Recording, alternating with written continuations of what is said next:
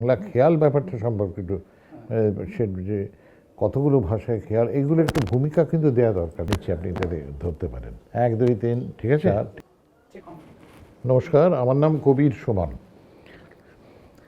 আমি পেশায় সঙ্গীতকার, আর সম্প্রতি মানে কিছু কাল হলো আমার জীবন সায়ান্নের সেরা কাজ আমি যেটা মনে করি এবং সবচেয়ে গুরুত্বপূর্ণ কাজ সেটাই করছি, বাংলা খেয়াল। এই ব্যাপারে মানুষের ধ্যান ধারণা কিন্তু নানান ধরনের। দেখুন, খেয়াল একটি আঙ্গিক যা অষ্টাদশ শতাব্দীর দ্বিতীয়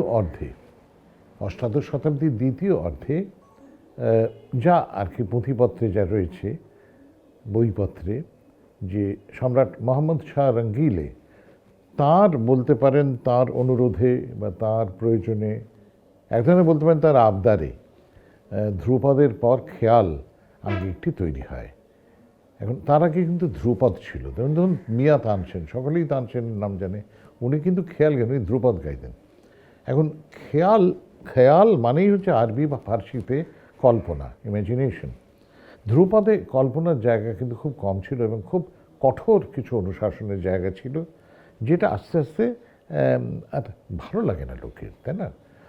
ফলে নতুন যে মানে মোহাম্মদ শাহ রঙ্গিল সম্রাট, তার যে দরবার, সেইখানে 2 সভাশিল্পী ছিলেন, তাদের তিনি বলেন যে একটা নতুন কিছু দাও। এরাই কিন্তু এই নতুন আঙ্গিকটি তৈরি করেন।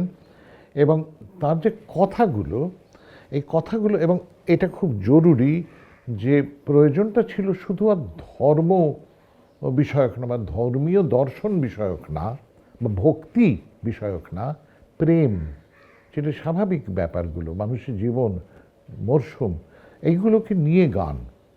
এবং পদুমাবত কাব্য, যেটাকে অনুসরণ করে সৈয়দ আলাওল, তিনি আমাদের বাংলার কবি, সৈয়দ আলাওল যেমন পদ্মাবতী কাব্যটি রচনা করেছিলেন, তেমনি এই 2 সভাশিল্পী তারা পদুমাবত কাব্য থেকে তারা লাইন নিয়ে গানের মতো করে, এগুলোকে বন্দিশ বলা হয়, বলতে পারেন খেয়াল গান, এর উপরে সুর দিয়ে তারা রচনা করেন। এখন এটা ডেভেলপ করতে কিন্তু অনেক দিন লেগেছে, বুঝতেই পারছেন, দুম করে তো হয় না। আর একটা কথা হলো, এইটা নিয়ে না অনেক জনশ্রুতি আছে। আমাদের দেশ হচ্ছে এই ভীষণ, এর কথা তার কানে, ওর কথা এর কানের দেশ, কিন্তু স্বরলিপি তো নেই, রেকর্ডিংও নেই। যেমন ধরুন মঙ্গল কাব্য, এই যে যা কিছু মঙ্গল বলে হয়, মঙ্গল কাব্য, অন্নদা মঙ্গল, মনসা মঙ্গল, এগুলো কিন্তু সব গান। তা গানের সুরটা কেমন ছিল, তালটা কেমন ছিল, চর্যাবত তো গান কী ছিল, সেখানে হয়তো একটা রূপমঞ্জুরির রাগটার কথা বলা, সেই রাগটা কেমন ছিল, 5 জনে 5 রকম কথা বলছেন। আরও ব্যাপার হলো যে একটা ভীষণ ঈর্ষার জায়গা আছে। আর ঘরানা, আমি বললাম মানে সেই 2 বেড়ালের মতো, তুই বেড়াল না মুই বেড়াল, সুকুমার রায়ের কবিতা আছে না, তুই বেড়াল না মুই বেড়াল। আমাদের দেশে এইটা খুব চলে, তুই ভালো না আমি ভালো, তোর গুরু ভালো না আমার গুরু ভালো, তোর গুরুটা গাধা আমার গুরুটা কম গাধা, মানে এইরকম এটাই চলছে। যে কারণে আমাদের দেশটার এই অবস্থা হয়েছে, আমাদের সঙ্গীতের যে অবস্থা হয়েছে তার কারণ এটা। একটা ছোট্ট উদাহরণ নিন, আপনি দেখবেন, সহজেই বুঝবেন। 1992 সালে একটা অদ্ভুত ঘটনা ঘটলো। তোমাকে চাই নামে একটা অ্যালবাম বেরোলো, সুমনের গান। তার আগে গিয়েছিল বাংলা গান, গেছে মানে টোল ঢুকতে যাই করতে গেছি। মানে 8-এর দশকে গান কি হলো, আমি কলকাতা রসগোল্লা টিপলেই রস বেরোয়, বা ওগো আমার উকুন, ওগো আমার টুকুন, তোমার মাথায় বেছে দেবো ভালোবাসার উকুন। ভদ্রলোক লিখেছে কিন্তু এটা। আমাদের দেশের চাষি, ম্যাথর, ডোম, যারা জাল তৈরি করেন, মশারি তৈরি, তারা কিন্তু করছে না। ছুতোর, কামার, কুমোর, তারা না করছেন কারা? আমার মতন মধ্যবিত্ত, স্কুল কলেজে শিক্ষা প্রাপ্ত মধ্যবিত্ত। এর থেকে একটা ডিপার্চার হলো 92 সালে, কেউ কিন্তু ভাবতেও পারেনি এটা হবে। এবং সেটা যিনি ডিপার্চারটা ঘটালেন কিন্তু রাতারাতি ঘটালেন, যে জন্য তাকে অনেক দিন পরিশ্রম করতে হচ্ছে। এই আমি 1966 সালে 67 সালে আকাশবাণী কলকাতায় অনুষ্ঠান শুরু করি, রবীন্দ্রসঙ্গীত আর আধুনিকে কিঞ্চিত উচ্চ শ্রেণী, বি হাই গ্রেড। আমার তখন 18 বছর বয়স, আর নজরুল গীতি অতটা ভালো গাইতে পারিনি পরীক্ষায়, কাজে বি, ফেল করিনি একটাতেও। কিন্তু আহামরি কিছু গায়কও তো ছিলাম না। সেই সময় মধ্যাহ্ন সূর্যের মতো রয়েছেন হেমন্ত মুখোপাধ্যায়, সতীনাথ মুখোপাধ্যায়, মানবেন্দ্র মুখোপাধ্যায়, তরুণ বন্দ্যোপাধ্যায়, ধনঞ্জয় ভট্টাচার্য, পানালাল ভট্টাচার্য। মান্না দে কলকাতার গায়ক না, তাই বলতে পারছি না, আর আমি অন্যদের কথা বলছি না। তেমনি কলকাতায় যারা গান গেয়ে যেতেন, তালাত মাহমুদ, মোহাম্মদ রফি, এরা সব রয়েছেন। তার পাশে আমি ভীরু জোনাকির মতো ঘুরে ঘুরে বেড়াচ্ছি। কিন্তু অভিজ্ঞতা তো হয়, শিক্ষা তো হয়। আমি যেমন বাংলা গান শিখেছি, তেমনি শিখেছি, মার্জনা করবেন, কিছুই শিখে উঠতে পারিনি, কিন্তু হিন্দুস্তানি খেয়াল কিন্তু আমায় শিখতে হয়েছে। খুব স্ট্রিক্ট ডিসিপ্লিন, দীর্ঘকাল। আমি এমন অল্প বয়স থেকে একদম বলতে পারেন যৌবন অবধি, যখন আমায় পালাতে হলো দেশ ছেড়ে, আমি পালিয়ে গিয়েছিলাম জরুরি অবস্থা ঘোষিত হবার ঠিক আগে। তা ওই সময় অবধি কিন্তু আমি খেয়াল গেয়েছি, শিখেছি। কিন্তু তখন আমাদের আসরে গাইতে দিত না। তখন বাবা বলতেন বা গুরু বলতেন, 40 বছর বয়স হবার আগে তুমি ঢুকতে পারবে না এখানে। কিন্তু খেয়ালটা কিন্তু দরকার। আমি কিসে খেয়াল গাইছিলাম ভাই, সত্যি কথা বলতে, মানে হিন্দি কিন্তু খড়ি বলি না, মানে বিশুদ্ধ হিন্দি না, হিন্দি ডায়ালেক্ট। কীরকম? ব্রজবুলি, মৈথিলি, ভোজপুরি, এইসব। একটা উদাহরণ দিই, যে হচ্ছে ছিল,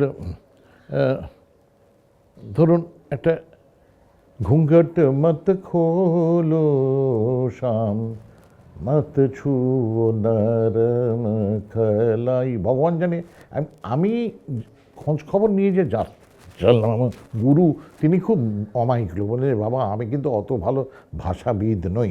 তা শুনলাম নরম, নরম কালাই মানে হচ্ছে কবজিটা নরম।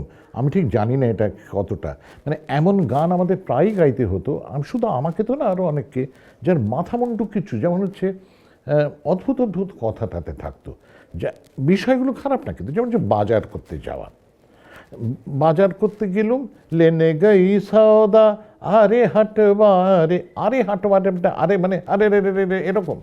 এর মানে টানে কিচ্ছু বুঝছি না।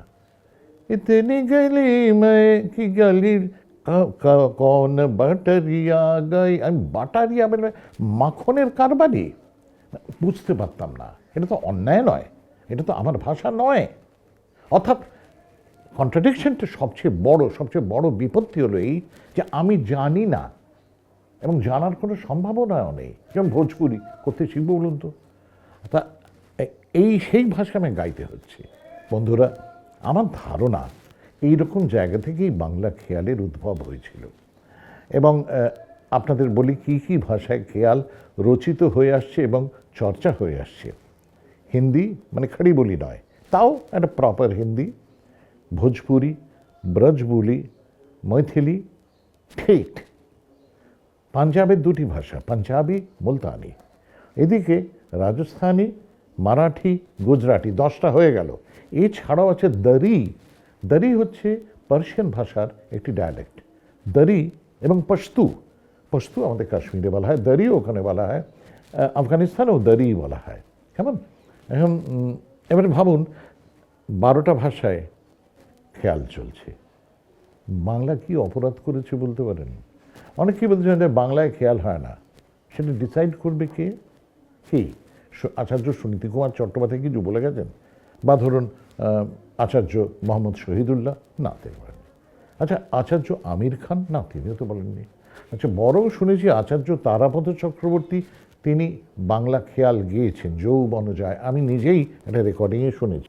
সঙ্গীতাচার্য তারাপদ চক্রবর্তী, শোনা যায় তার বিশেষ আপত্তি ছিল যে কেন আকাশবাণী কলকাতা থেকে বাংলায় খেয়াল ব্রডকাস্ট হচ্ছে না।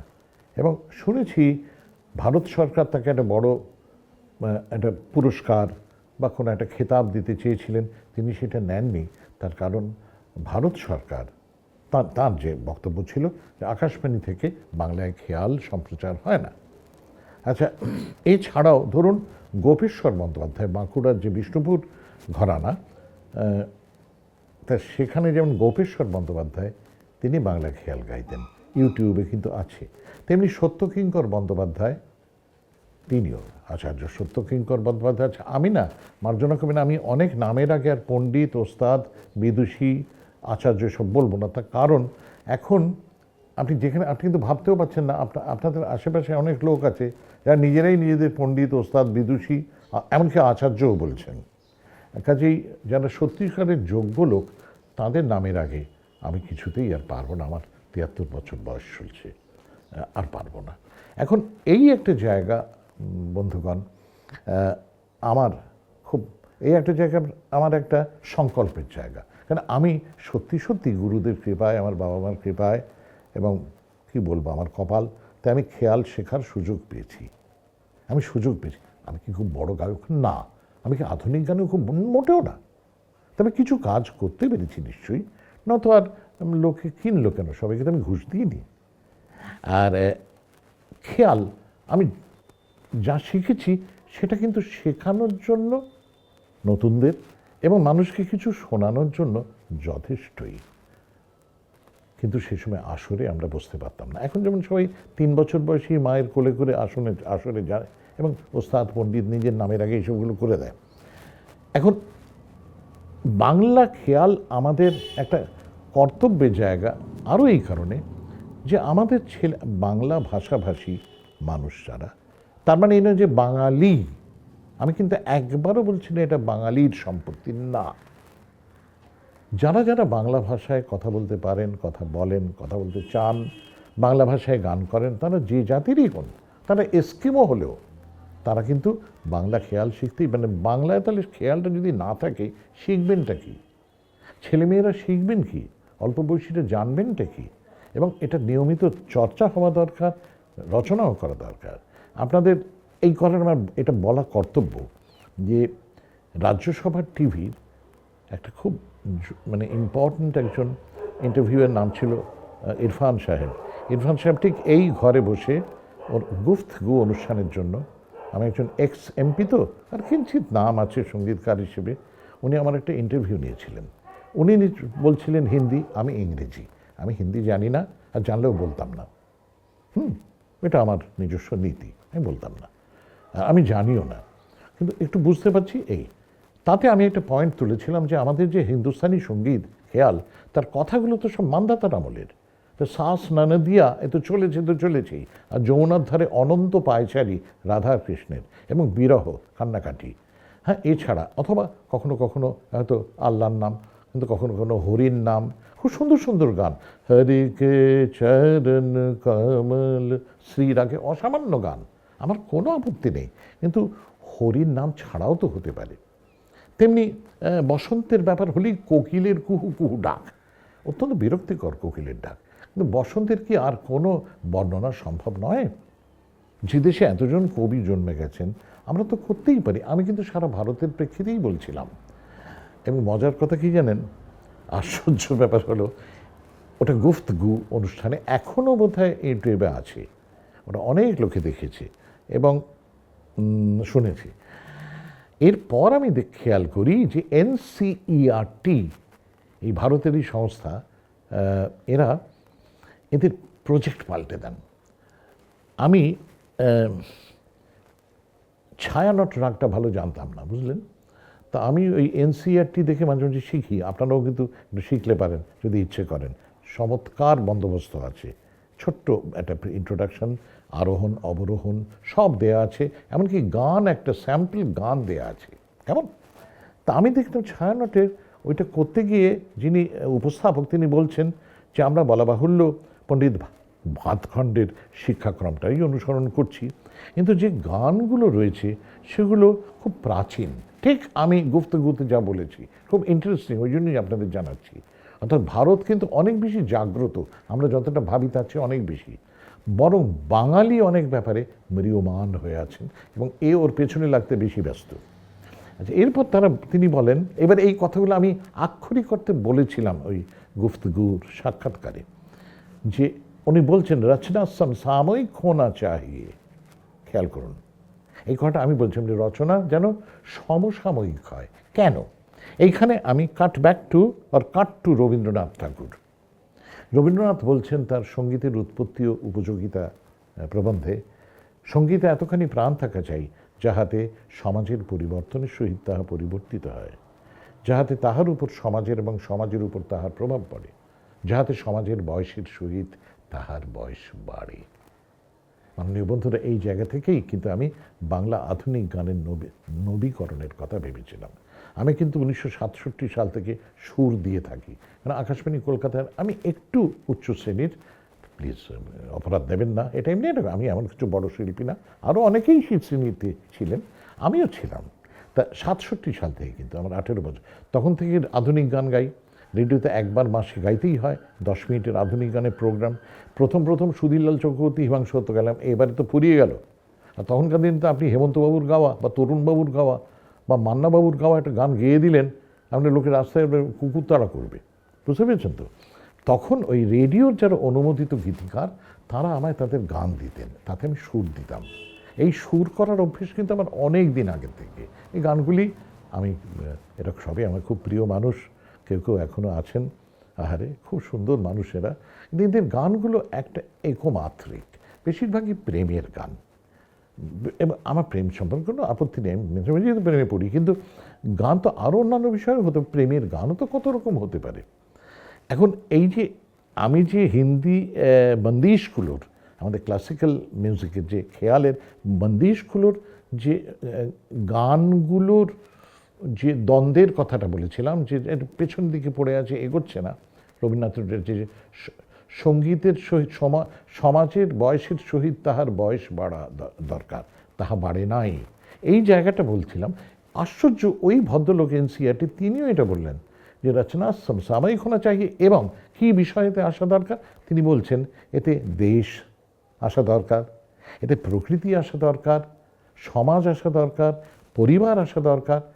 দেখুন, এখন যে সরকার রয়েছেন, তখনও তো সেই সরকার ছিলেন, মানে ভারতের কেন্দ্রীয় সরকার, তো তারা তাদের যে অরুণ কুমার সরকারের একটি কবিতা প্রতিভা বসুকে নিয়ে লেখা, মানে উৎসর্গ করা, সিন্দুক নেই স্বর্ণ আনিনি, এনেছি ভিক্ষালব্ধ ধান্য, ও দুটি চোখের তাৎক্ষণিকের পাবো কি পরশ সৎসামান্য। হংসধ্বনি রাগের একটি বন্দিশ হিসেবে আমি এই কবিতার এই অংশটা, কবিতাটা আরও বড়, আমি ব্যবহার করেছি। সিন্দুক নেই স্বর্ণ আনিনি, এনেছি ভিক্ষালব্ধ ধান্য, ও দুটি চোখের তাৎক্ষণিকের পাবো কি পরশ যত সামান্য। যদি কেউ বলেন এটা খেয়াল নয়, তার সঙ্গে কথা বলা যাবে না। এমন অনেক সঙ্গীত শিল্পী আছেন, আমরা সাধারণত কাক কাকের মাংস খায় না বলে একটা কথা আছে, দেখবেন সাংবাদিকরা সাংবাদিকদের সম্পর্কে কিছু বলে না, অনেক অন্যায় করলেও বলে না। সঙ্গীতও ইউজুয়ালি বলা হতো না, কিন্তু কিছু কাল হলো বড় সঙ্গীত শিল্পী যথেষ্ট টাকা পয়সা করেছেন, 4-5টা বাড়ি হাঁকাচ্ছেন, গাড়ি হাঁকাচ্ছেন, নাম হয়েছে, তিনি লাগলেন তার মতো লোক, তিনি বলে দিলেন, তার নামটা বলছি না, বলার দরকারও নেই, বাংলায় খেয়াল হয় না, বাংলা খেয়াল, এই যখন আমি উদ্যোগটা নিচ্ছি, এরপর শুনবো কাশ্মীরি গজল বা কী যেন ভুটানি গজল।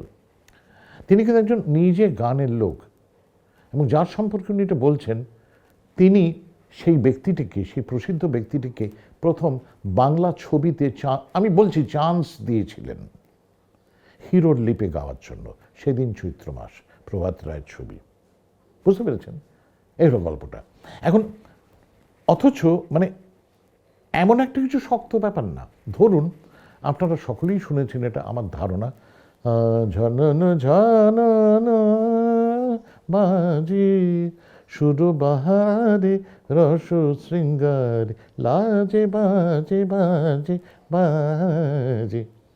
সলিল চৌধুরীর সুর লেখা, কলাবতী বলে একটি রাগ আছে, সাগাপা নি ধা পা গা সা। কলাবতী রাগে একটি আধুনিক গান, কিন্তু অঙ্গ যেটা আঙ্গিকটা কিন্তু খেয়ালের। ঝনন ঝনন বাজে, এবং সঙ্গে 3 তাল বেজেছে, এখন যদি 3 তাল বাজানো যায় মিলে যাবে। সলিল চৌধুরী এইভাবেই তৈরি করেছিলেন। এবারে তারপর আর কলাবতী থাকছে না, শশাবতীও থাকছে না, আধুনিক গান, ফলে অন্য নোট ঢুকছে। কিন্তু যখনই ঝনন ঝনন বাজে জায়গায় আসে, একদম স্ট্রিক্ট কলাবতী এবং 3 তাল, এই জায়গাটাতেই আজকের শিল্পীদের যারা বাংলায় খেয়াল করতে চাইবেন, এবং আমি চাই, একটা বুড়ো মানুষ, আমি আমার জীবনের সবচেয়ে জরুরি কাজটা জীবন সায়ান্নে করছি, আমি চাইব আমরা যারা বাংলা ভাষাকে চাই, আমরা যারা চাই বাংলা ভাষায় বিভিন্ন ধরনের গান থাক, যেন মানুষ এই ক্ষেত্রে আসেন এবং চেষ্টা করেন। এবং খেয়াল যে তৈরি হবে সে কিন্তু আধুনিকই সেটা, শুধু খেয়ালের মধ্যে একটা অনুমোদিত স্বরের ব্যাপার আছে। একটা ছবি আঁকতে বলা হয়েছে, ভাই তুমি লাল, নীল, হলুদ আর সবুজ আর কালো এই কটা রং ব্যবহার করতে পারবে, বেগুনি পারবেন না। এই হলো রাগ সঙ্গীত। 5টা নোট দিয়ে আপনাকে করতে হবে, করছেন, তার বিভিন্ন পারমুটেশন কম্বিনেশন করছেন। কিন্তু দেখুন বাংলা ভাষা যে খেয়ালের জন্য যথেষ্ট উপযুক্ত তার প্রমাণ কিন্তু এইগুলো। ধরুন রবীন্দ্রনাথের গান, একাধিক গান, যে তার মধ্যে খেয়ালের এই যে মোরে বারে বারে ফিরালে, মোরে বারে বারে ফিরালে, পূজা ফুল না ফুটিল, দুঃখ নিশানা ছুটিল না টুটিল, আবরণ মোরে বারে। একদম খেয়াল। বন্ধুরা, বাংলা খেয়াল আমার কাজ, এবং আমার ভাবতে খুব ভালো লাগে যে আমার একটি আবেদনের ভিত্তিতে পশ্চিমবঙ্গের বর্তমান রাজ্য সরকার তারা বাংলা খেয়ালের ওপর 4টি ওয়ার্কশপ কর্মশালার অনুমতি দিয়েছিলেন। 2টি হয়েছিল, তা কিছু না হোক 32 থেকে 35 জন শিক্ষার্থী তাতে যোগ দিয়েছিলেন, পশ্চিমবঙ্গের বিভিন্ন জায়গা থেকে এসেছিলেন তারা। বাকি 2টার হতে পারল না কোভিডের কারণে। কিন্তু আমি আবার আবেদন জানাই, এবং বর্তমান পশ্চিমবঙ্গ, আমি সবসময় বলি, এখনও বলি, যে আপনাদের যদি মনে কোনো সংশয় থাকে কারুর, একটা অডিশন বোর্ড বসান, যাকে দিয়ে ইচ্ছে পৃথিবীর যে কোনো জায়গা থেকে সঙ্গীতজ্ঞকে আনুন, তারা বসে বসে আমার অডিশন দিন, আমি অডিশন দেব, একটি তানপুরা একটি তবলা বাজবে, আমি গান গাইব, আমি খেয়াল গাইব, যদি বলেন হিন্দিতেই গাইব, যে কোনো শিল্পীর সঙ্গে আসুন, যে কেউ। আমি কি খুব ভালো গাইব? না, কিন্তু আপনারা শুনে বুঝতে পারবেন সে অডিশন বোর্ডের লোকেরা, এই লোকটা হঠকারিতা করছে না, এই লোকটা ঠকাচ্ছে না, এ লোকটা মানে ফোনই নয়, এ লোকটা যাকে বলে একটা বসে বসে ইয়ার্কি মারছে তা না, এ শিখে এসছে, যা করছে সেটা মিনিংফুল। আমি কয়েকদিন আগেও পশ্চিমবঙ্গ রাজ্য সরকারকে আমি এই মর্মে অনুরোধ করেছি যে আমাকে আপনার দরকার হলে অডিশন কমিটির সামনে বসান। কিন্তু আমার দাবি, এটা এবারে আমার দাবি, যে ক্লাসিক্যাল সঙ্গীতের যে কনফারেন্স হয় সঙ্গীত মেলায় বা তার আগে পরে, সেখানে যেন বাংলা খেয়াল স্থান পায়, কারণ সেখানে কর্ণাটিক মিউজিক হচ্ছে, তাহলে বাংলা কেন হবে না? এখন হয়তো এইভাবে এবং তারা, আমার ধারণা তারা আমাকে সম্পূর্ণ খালি হাতে ফিরিয়ে দেবেন না, কেননা ইতিমধ্যেই রাজ্য সঙ্গীত একাডেমিতে বাংলা খেয়ালের উপর দীর্ঘমেয়াদী প্রশিক্ষণ শুরু হয়েছে। কপাল মানে কোভিড, ফলে আমরা শুরু করলাম 32 জন শিক্ষার্থী পশ্চিমবঙ্গের বিভিন্ন জায়গা থেকে, দূর দূর, কাটোয়া, বাঁকুড়া, এসব জায়গা থেকে এসেছিলেন, দক্ষিণে নামখানা, কেমন কাকদ্বীপ, ওখান থেকে তারা এসছেন। কিন্তু ওই যে কয়েকদিন চমৎকার মানে কর্মসূচি হলো, শিক্ষাক্রম, তারপরে কোভিডের কারণে সব বন্ধ হয়ে গেল, কিন্তু অনলাইন আমরা চালাচ্ছিলাম। গত শুক্রবার থেকে অফলাইন শুরু হলো, যে কি আনন্দের। এবং এরই মধ্যে এত প্রতিবন্ধকতার মধ্যেও 15 জন ছেলে মেয়ে তারা এসছেন শিখতে। কি চমৎকার বলুন তো, তাই না? ভাল লাগে, ভালো লাগার মতো জিনিস তো খুব কমে যাচ্ছে জীবনে, তা খুব ভাল লাগে। এবং আমি রাজ্য সরকারের কাছে, বর্তমান রাজ্য সরকারের কাছে আমি চিরকাল কৃতজ্ঞ থাকব, কারণ খেয়াল আমার পরিবারের জায়গা, ওটা আমার পরিবার, ওটা আমার ধর্ম, ওটা আমার কাজ, ওটাই আমার জীবন এবং মৃত্যু। তা স্বাভাবিকভাবেই আমি চাইব যে তারা থাকুন, সোজা বলছি। এবং আমার মনের সমস্ত জায়গা থেকে আমার পরিবার, আমার মৃত বাবা মা, আত্মীয় স্বজন, আমার মৃত গুরুদের সকলের কাছ থেকে, সকলের তরফ থেকে আমি তাদের কৃতজ্ঞতা ও সাধুবাদ জানাচ্ছি। 25শে ডিসেম্বর এই এলো বলে কলাকুঞ্জে, কলকাতার কলাকুঞ্জে একটি বাংলা খেয়ালের আসর আয়োজন করেছেন গুঞ্জন, এবং এর আগেও তারা করেছেন। আশ্চর্য, এসেছিলেন অনেকে। সেটাই বুক মাই শোতে বোধহয় তার টিকিট পাওয়া যাচ্ছে। আমি চাইবো আপনারা শুনুন, যাচাই করে নিন, আপনারা শুনুন। একটা ব্যাপার একটু মনে রাখুন বন্ধুরা, যে কোভিডকে কেন্দ্র করে বলা বাহুল্য আমাদের সকলেরই অনেক দুর্দশা, অনেক ভয় জড়িয়ে আছে। এমন পরিবার যথেষ্ট আছেন, এই ঘরে যারা ক্যামেরা করছেন, সাউন্ড করছেন, কে বলতে পারে তাদেরই হয়তো কোনো প্রিয়জন চলে গেছেন। আমার প্রিয়জন গেছেন অনেকেরই। কিন্তু আমরা কি কোভিডের কাছে হেরে যাব? এটা তো হতে পারে না। এবং লড়াই কিন্তু করছে মানুষ, করছে নানানভাবে, ছেড়ে দিচ্ছে না, করছে। আয় কোভিড, আয় আমায় দখল কর, এটা বলছে না, এটা মানুষের স্বভাব নয়। কিন্তু কোভিডকে কন্ট্রোলে আনলো যারা, আমাদের রাজ্য সরকার অসামান্য তৎপরতার সঙ্গে কন্ট্রোল করলেন, আবার নাকি আর একটা নতুন স্ট্রেন নাকি যেন এসে উঠেছে।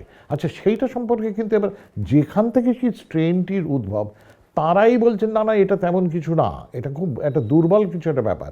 কিন্তু বেশ কিছু সংস্থা আছেন যারা এই ওষুধ বেচে খান বা প্রতিষেধক বেচে তারা খান, তাদের টাকা হয়, ফলে তারা কিন্তু রটিয়ে যাচ্ছেন নানানভাবে, যে আবার কিন্তু হয়নি, শেষ হয়নি, আবার নতুন একটা উৎপাত আসছে, উপদ্রব হচ্ছে। এর ফলে কি হচ্ছে দেখুন, চারদিকে মানুষের সব দিক থেকে মানুষ শেষ হয়ে যাচ্ছে। সবচেয়ে বেশি শেষ হচ্ছে তার মনটা, তার মনের জায়গাটা। এবং যারা এই ভয়ঙ্কর কাজটা করছেন, ভয়টা দেখাচ্ছেন, তাদের আমি বললে তো তারা শুনবেন না, কিন্তু আমি অনুরোধ করব আপনাদের সকলকে এই পরিবেশনাটির মাধ্যমে, ভয় পাবেন না, ভয় পাবেন না। আমরা আসুন আর ভয় পাবো না। আমরা টিকে নিচ্ছি, ইঞ্জেকশন নিচ্ছি, দরকার হলে আরও নিতে হবে, কিন্তু আরও টিকের কি দরকার আছে? যারা এই কথাগুলো এইগুলো বেচছেন, তাদের কথা হলো, দেখবেন দুদিনের মধ্যে তারা বলবে হ্যাঁ হ্যাঁ একটা নতুন নতুন টিকে নাও, আরও 4টে নিতে হবে। সেই 4টে নেবার প্রবলেম আরও 6টা বাকি আছে, কারণ এটা তো চমৎকার ব্যবসা, তাই না? স্বাস্থ্য একটা বিরাট ব্যবসা, বিরাট বিরাট ব্যবসা, বিরাট ব্যবসা। আমি একসময় আমেরিকাতে চাকরি করতাম, আমেরিকান সরকারের ভয়েস অফ আমেরিকায়। আমি সেই সময় এরকম কথা শুনেছি এবং পড়েছি যে জন এফ কেনেডিকে মরতে হয়েছিল, উনি স্বাস্থ্য বিমার জায়গাটা আরও প্রসারিত করতে চেয়েছিলেন বলে তাকে খুন করা হয়েছিল। এটাও হয়, কাজেই এটাও হচ্ছে। কিন্তু আমার একান্ত অনুরোধ যে আমরা যেন হেরে না যাই। দেখুন, অনুষ্ঠান বন্ধ হয়ে গেছে, মানুষের লেখাপড়া শেষ হয়ে যাচ্ছে, তবু এখানে কারোর পয়সা আছে, দুটো ছেলে একটা টিউটার রাখছে। আপনি গ্রামে গঞ্জে সাধারণ মানুষের কি অবস্থা হোক, এটাকে তো এর তো বিহিত একটাই, বুক চিতিয়ে দাঁড়ানো। কি হবে, যা দেখ কর, কি করবি কর। কাজেই এই সময় যদিও এখন দেখি বাইরে রোদ্দুর মধ্যে উঠি উঠি করছে, মেঘলা, একটু মন খারাপ করার সময়টা কদিন গেল, কিন্তু এটাও তো কেটে যাবে, কেটে যাচ্ছে। বৃষ্টি কিন্তু থেমে গেল অন্তত এই দিকটাতে, অন্য কোথাও হয়তো হচ্ছে দুঃখের কথা। ঠিক তেমনি কোভিড, হ্যাঁ সে ভালো মতোই আক্রমণ করেছিল, কিন্তু খুব সুবিধে কিন্তু করতে পারেনি। হ্যাঁ ক্যাজুয়ালিটি হয়েছে, হতাহত হয়েছেন, কিন্তু হেরে যায়নি আমরা। তারই মধ্যে লড়াই করছেন, মানুষ বাজারে যাচ্ছেন, বাজারে বসছেন। আমি তো এখান থেকে, আমি তো বুড়ো মানুষ, বেশি বেরোই না, সবাই মাস্ক দিয়ে দিয়ে সাধারণ মানুষ তারা বাজার নিয়ে যাচ্ছেন, সওদা করছেন, তারা সবজি বিক্রি করছেন, সবই তো করছেন। আসুন বন্ধুরা, আমরাও তেমনি একটা প্রতিরোধ তুলি মনের দিক দিয়ে এবং নিয়মগুলো মেনে। বলা বাহুল্য যে নিয়মগুলো আছে সেগুলো মেনে আমরা আসুন মনটাকে একটু শক্ত করে নিই, এবং তাতে সকলের সুবিধে, সবচেয়ে বেশি সুবিধে মানুষের এবং অন্যান্য প্রাণী প্রজাতিরও। এবং সুবিধে কার? এই আমার মতো লোকেদের, যারা মাঝে মাঝে অনুষ্ঠান করে এবং সেইভাবে চলে। আর কিছু বলার নেই আমার। ঠিক আছে, সে অনেক বকবক করেছি।